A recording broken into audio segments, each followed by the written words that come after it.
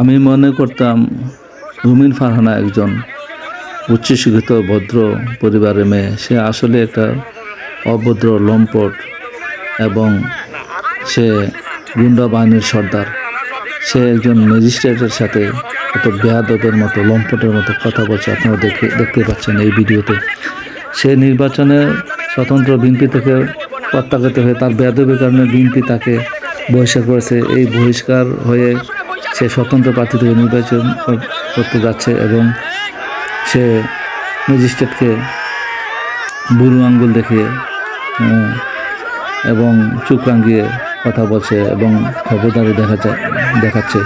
সে নির্বাচনের আচরণবিধি লঙ্ঘন করেছে বিদায়ী ম্যাজিস্ট্রেট তাকে চার্জ করেছে, আর এই জন্য সে উল্টা ম্যাজিস্ট্রেটকে চার্জ করতেছে এবং ভয় দেখাচ্ছে এবং কত বেয়াদবের মতো কথা বলছে। সে রুমিন ফারহানা কত বড় বেয়াদব আপনারা দেখতে পাচ্ছেন। একজন ম্যাজিস্ট্রেটকে কীভাবে, আইনের একজন লোককে কীভাবে বুড়ো আঙ্গুল দেখে চোখ রাঙিয়ে কথা বলছে, কত বড় লম্পট বেয়াদব।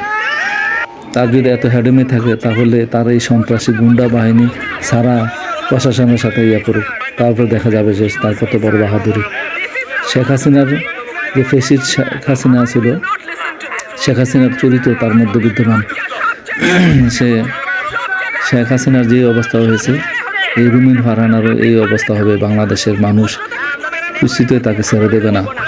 সে একজন লম্পট এবং এই যে বুড়ো আঙ্গুল দেখে সে কথা বলছে, চোখ রাঙিয়ে কথা বলছে। একজন ম্যাজিস্ট্রেটের সাথে কীভাবে কথা বলতে হয় সে কি জানে না। তাকে এই বাংলার মাটিতে তার বিচার করতে হবে। নির্বাচন কমিশনকে বলবো, এই সমস্ত বেয়াদব লম্পটদেরকে আপনারা নির্বাচন থেকে এদের মনোনয়ন বাতিল করে দেন এবং নির্বাচনে অযোগ্য ঘোষণা করেন এবং তাকে তার অপকর্ম বেয়াদবির জন্য তাকে গ্রেফতার করে আইনের আশ্রয়ে নিয়ে যান এবং তার যথোপযুক্ত দৃষ্টান্তমূলক শাস্তি আমরা সাধারণ জনগণ প্রত্যাশা করছি।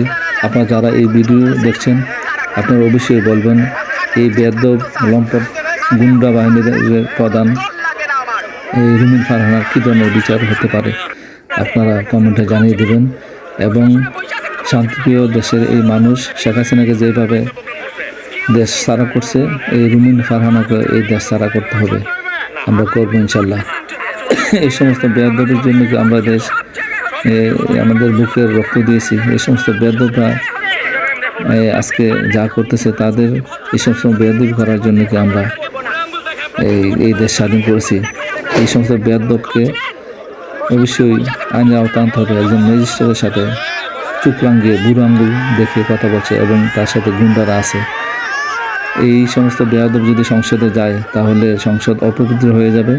আমরা চাই না এই সমস্ত বেয়াদব সংসদে গিয়ে পবিত্র সংসদকে অপবিত্র করুক। তার এই রুমিন ফারহানার আমরা ফাঁসি চাই, বিচার চাই এবং তাকে দৃষ্টান্তমূলক শাস্তি দিতে হবে। কেন সে আইনকে নিজের হাতে তুলে নিয়েছে এবং ম্যাজিস্ট্রেটকে চোখ রাঙিয়ে কথা বলছে। এই বেয়াদব মহিলার অবশ্যই বিচার করতে হবে। দেশের মানুষ বিচার করে ছাড়বে ইনশাল্লাহ। আমি নির্বাচন কমিশনকে অনুরোধ করব অবিলম্বে এই রুমিন ফারহানা বেয়াদবকে গ্রেফতার করা হোক এবং আইনের আওতায় আনা হোক।